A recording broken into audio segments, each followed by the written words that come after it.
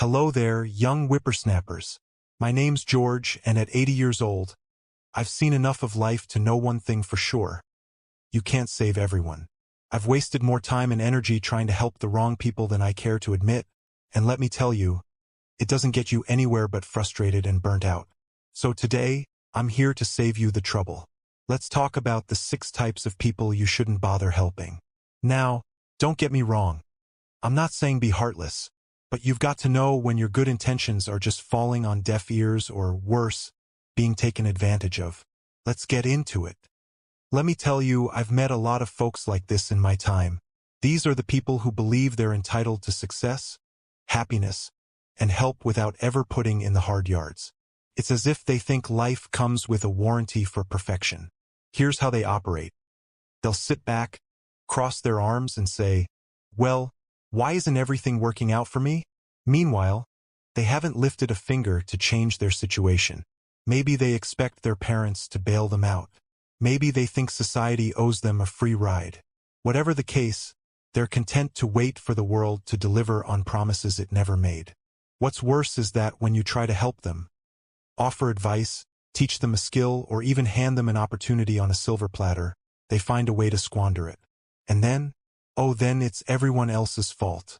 They'll blame you for not helping enough or criticize the solution you provided. I once gave a young fella a shot at a good job. Paid decent, taught him valuable skills. Know what he did? Quit after a week because, get this, it wasn't fun enough. You can't help someone who refuses to see the value in effort. Here's the kicker, though. These folks are master manipulators.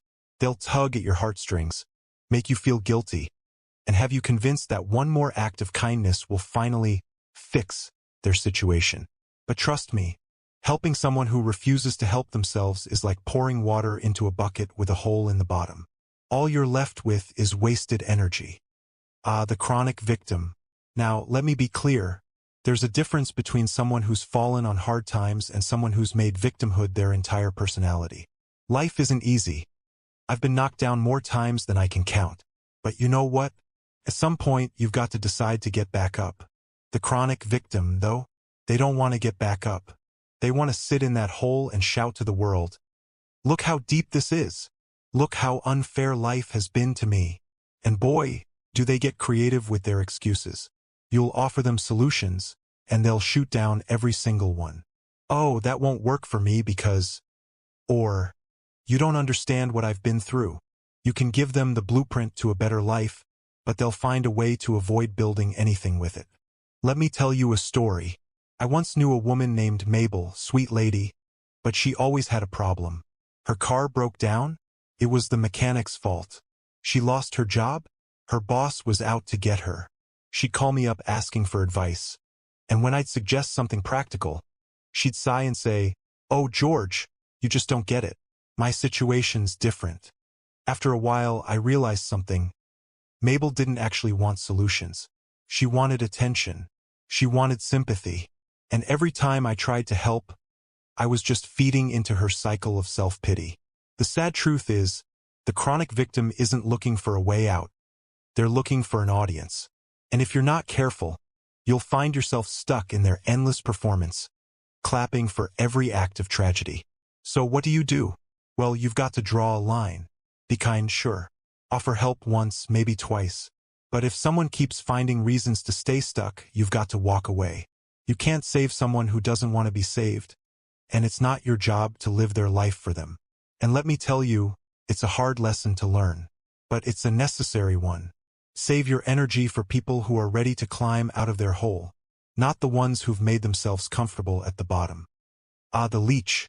If you've lived long enough, you've met one of these folks, maybe even more than one. The leech is that person who's always around when they need something but mysteriously disappears the moment you need help. You know the type. They're like that cousin who only shows up at family gatherings when there's free food. Leeches aren't always easy to spot at first. They can be charming, even convincing, with their endless tales of woe or big plans that just need a little boost. They'll say, "Oh, I just need to borrow some money until payday," or, "Can you help me with this one thing? I'll pay you back." But here's the catch.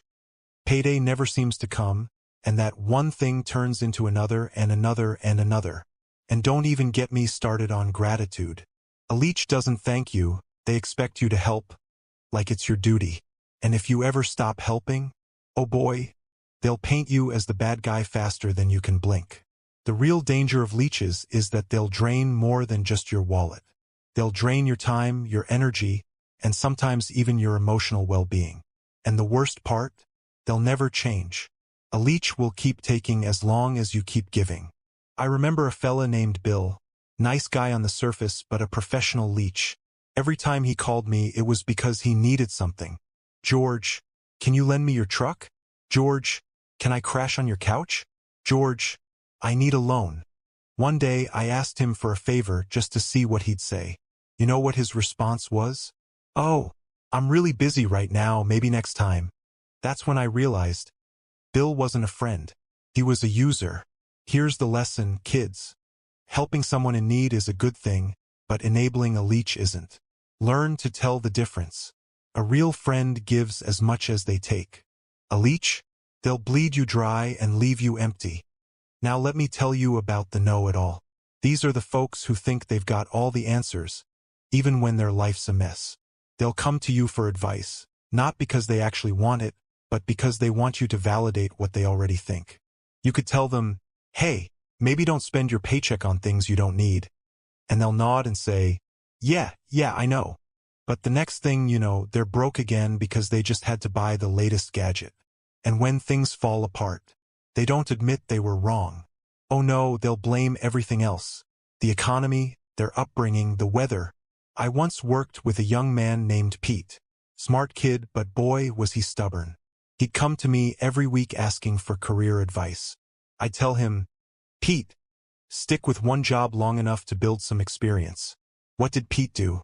He'd quit every job after a month because he knew there was something better out there. After a year, he was still broke and jobless, but he still acted like he had it all figured out. Know-it-alls are frustrating because they refuse to listen. It's like trying to teach a dog to meow. It's just not going to happen. And the real kicker? If you stick around too long, they'll drag you into their endless cycle of mistakes, and then blame you when things don't improve. Here's what I've learned. If someone already thinks they know everything, don't waste your time trying to teach them. Let them learn the hard way. Sometimes, life is the only teacher that can get through to a know-it-all. And remember, helping someone doesn't mean letting them ignore you. Your time and wisdom are valuable. Don't give them to someone who won't appreciate or use them. Life's too short to argue with a fool who thinks they're a genius. The drama magnet. Now, if you've been around as long as I have, you know these folks are everywhere. They don't just attract chaos, they create it. If life's a stage, they're the star of every disaster. And trust me, they'll drag you into the play whether you like it or not. Drama magnets always have something going wrong. And it's never a small thing. They can turn a stubbed toe into a Shakespearean tragedy. And don't be fooled, they're not looking for solutions. Oh no, they thrive on the attention their problems bring. I remember a woman named Sylvia from the neighborhood. Lovely to talk to for about 5 minutes. But after that, you'd be neck-deep in her latest catastrophe. One day, it was her neighbor stealing her parking spot. The next, it was a conspiracy against her at work. I tried to help her once, gave her solid advice to resolve a conflict. You know what she did? Ignored it and made the situation worse, just so she could complain about it more. Helping a drama magnet isn't helping at all.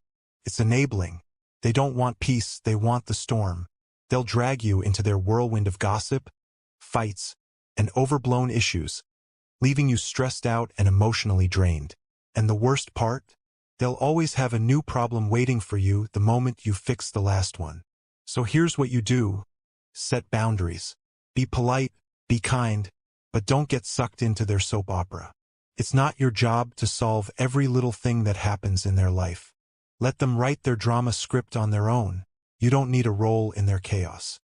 Now this one hits close to home, because there's nothing more disheartening than pouring your heart and soul into helping someone, only to have them act like it wasn't worth a dime. The ungrateful soul doesn't just fail to appreciate your efforts, they make you regret ever trying in the first place. You could spend hours helping them move house, lend them money when they're in a pinch, or even give them advice that changes their life for the better. And what do? Complain that it wasn't enough, or worse, criticize the way you helped. I remember a young man named Tom. He was struggling to pay his rent, so I lent him a little money, no strings attached.